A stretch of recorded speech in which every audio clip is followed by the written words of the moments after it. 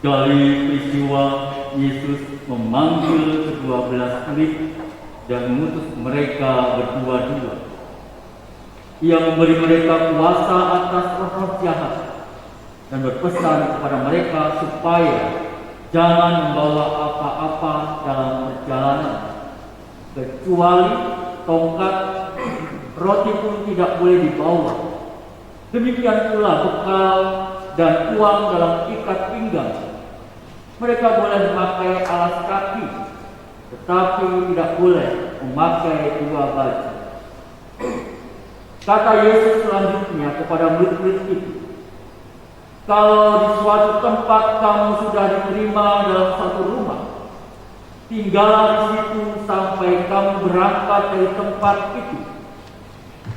Kalau ada sesuatu tempat yang tidak mau menerima kamu, dan kalau mereka tidak mau mendengarkan kamu, keluarlah dari situ dan tebaskanlah debu yang di kakimu sebagai peringatan bagi mereka. Lalu pergilah mereka memberitakan bahwa orang harus bertobat.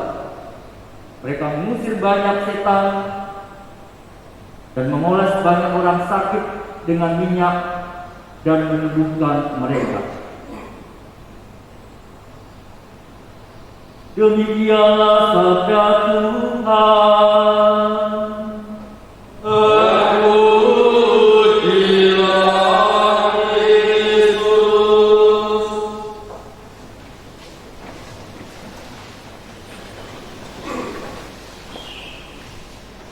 Bapak Ibu, saudara-saudariku yang kami kasihi, bacaan-bacaan liturgi minggu biasa yang ke-15 ini secara serentak tentunya memberitakan tentang panggilan, pilihan, dan juga perutusan dari Tuhan atas manusia sebagai ciptaan.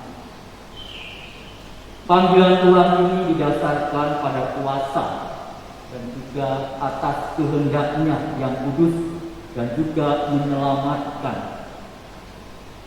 Dalam hubungannya dengan itu, kita pun diajak untuk menyadari bahwa kita juga telah dipanggil dan juga dipilih oleh Tuhan sendiri berdasarkan maksud dan kehendaknya yang kudus dan menyelamatkan. Yang pertama, kita melihat bagaimana Amos dipilih oleh Allah untuk menjadi nabi dalam bacaan yang pertama. Selanjutnya dalam Kristus itu juga telah dipilih oleh Allah untuk menjadi kudus dan tak bercela. Kita melihat dalam bacaan kedua dan dalam bacaan Injil, cuma 12 orang dipilih oleh Yesus menjadi rasul pilihan untuk menjadi nabi, dan rasul sama sekali tidak berdasarkan pada kehendak yang dipilih, tetapi mutlak berdasarkan kepada kuasa Tuhan yang memilih. Inilah tentunya panggilan, kuasa Tuhanlah yang memilih. Amos tentunya dalam bacaan pertama menjadi nabi bukan atas kehendaknya sendiri, tetapi karena ia diambil oleh Tuhan. Tuhanlah yang mengambil aku dari pekerjaan menggiring kambing domba, dan Tuhanlah yang berfirman kepadaku, pergilah, bernubuatlah terhadap umatku Israel. Demikian pula ke-12 murid, mereka dipilih menjadi rasul, bukan karena mereka mencalonkan diri, dan juga meminta dirinya, tetapi Yesuslah yang memanggil mereka. Katakan sekali peristiwa Yesus memanggil 12 murid dan mengutus mereka berdua-dua. Dalam bacaan yang kedua, hal ini semakin tegaskan oleh Santo Paulus bahwa Tuhanlah yang memilih kita sebelum dunia dijadikan. Allah lah yang telah memilih kita sebelum dunia dijadikan supaya kita kudus dan juga tidak tercela di hadapannya. Bapak Ibu, saudara-saudariku yang terkasih, tentunya bertolak dari bacaan hari ini, marilah kita juga memaknai panggilan dan juga perutusan kita sebagai pengikut dan juga sebagai murid-murid Kristus dalam hidup kita. Yang pertama, tentunya kita menjadi pengikut Kristus karena Tuhanlah yang menghendaki, Tuhanlah yang memanggil, dan Tuhanlah yang memilih kita menjadi orang Katolik, menjadi pengikut Kristus. Kita dibaptis pertama-tama karena kuasa Tuhan datang kepada kita untuk memanggil kita. Demikian pula kalau saat ini atau kelak kita dipanggil dan diutus, entah itu menjadi imam anak-anak kita, menjadi bruder, suster, menjadi bapak atau ibu, menjadi pelayan tertentu dalam gereja, misalnya saja fungsionaris dewan paroki, pengurus komunitas, pengurus wilayah, diakon, rektor, dirijen dan sebagainya. Itu semua juga karena kehendak Tuhan, karena panggilan Tuhan untuk menjalankan tugas yang telah kita terima. Oleh karena itu, segala macam ambisi atau kehendak pribadi untuk aneka macam tugas jabatan dalam gereja sudah mestinya dihindari, karena itu adalah panggilan Tuhan. Yang kedua, kesadaran bahwa segala macam jabatan dalam gereja bahkan juga dalam masyarakat itu merupakan panggilan dari Tuhan, akan membantu kita juga untuk membebaskan diri kita dari segala macam kepentingan pribadi, dimana karena Tuhanlah yang memanggil dan juga menempatkan kita pada posisi tertentu, yang telah mengutus kita untuk suatu tugas dan tanggung jawab tertentu, entah menjadi pegawai, entah menjadi pedagang, entah itu menjadi pengusaha dan lain-lainnya, ibu rumah tangga. Ya. Itulah panggilan, karena kita menjalankan sesuai dengan kehendak Tuhan.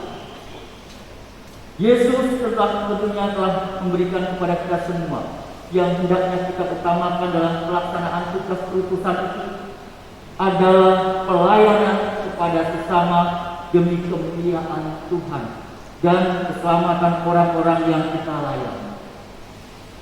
Terkadang kita memang merasakan lelah, terkadang kita merasakan letih dan lesu dalam diri kita untuk menjalankan apa yang telah ditugaskan Yesus kepada kita. Namun demikian, itulah panggilan kita sebagai pengikut Kristus yang tentunya setia dalam diri kita.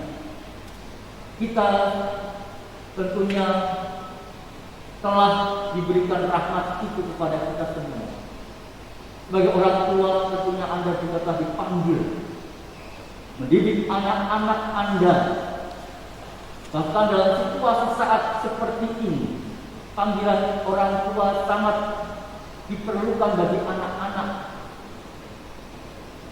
Tiap hari kita melihat anak-anak di rumah, belajar di rumah, bermain di rumah. Mungkin anak-anak kita merasakan kebosanan tersendiri dalam hal ini. Namun demikian, bagaimana orang tua senantiasa mendampingi, menjaga dan juga berusaha mendidik dengan baik anak-anak kita. Yang ketiga, karena Tuhan tentunya memanggil dan mengutus kita, maka kita harus mengandalkan Tuhan. Sebab Tuhan memanggil dan memilih kita, itu berarti Dia bertanggung jawab menjalin hidup dan juga melaksanakan tugas perutusan kita seperti yang dialami para rasul. Sebelum diutus, mereka diberi kuasa untuk mengusir roh-roh jahat. Mereka juga dilarang membawa bekal atau uang supaya mereka sungguh mengandalkan Tuhan dan segera kembali kepadanya. Kalau mereka membawa bekal, mereka bisa berlama-lama, malahan bisa lupa untuk kembali. Maka penting bagi kita untuk setiap kali kembali kepada Tuhan dan juga bertanggung jawab atas tugas perutusan kita, sekaligus mohon berkat bagi tugas perutusan selanjutnya. Doa merupakan kesempatan bagi kita untuk kembali kepada Tuhan setelah kita memanjatkan tugas dan perutusan kita. Oleh karena itu, tentunya kesibukan apapun yang kita terima dari Tuhan, tentunya kita juga kembalikan kepada Tuhan dalam doa-doa kita. Yang keempat, yang terakhir, seperti para murid yang diutus untuk memberitakan bahwa orang harus bertobat untuk mengusir roh jahat, serta juga menyembuhkan orang-orang sakit. Kita pun diutus untuk hal yang sama. Apapun jabatan kita, dimanapun posisi kita, dan apapun tugas utusan atau pekerjaan kita, tentunya kita harus mewartakan pertobatan dan juga mengusir segala macam kejahatan yang ada di sekitar kita. Yang diusir bukan orang jahat, tapi perbuatan jahatnya, dengan harapan supaya ia bertobat dan juga sembuh, akhirnya menjadi baik.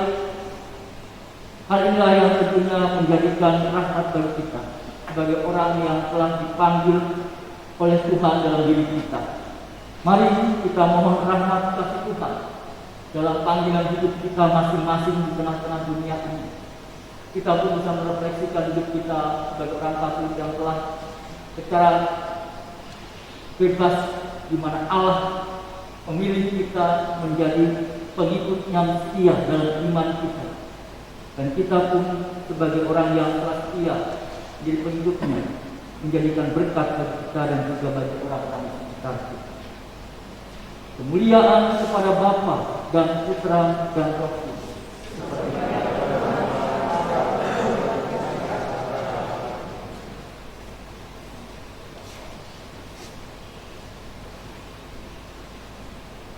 Kita teguhkan iman kepercayaan kita mendoakan syahadat para rasul.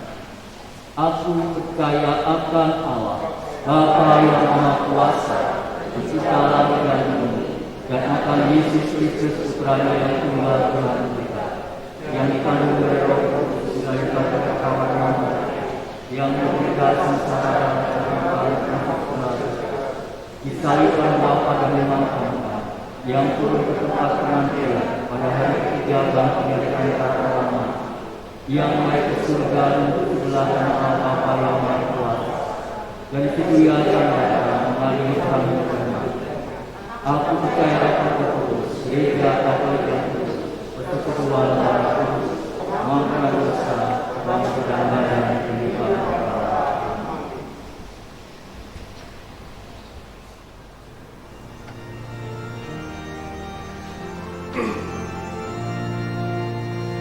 Puji Tuhan.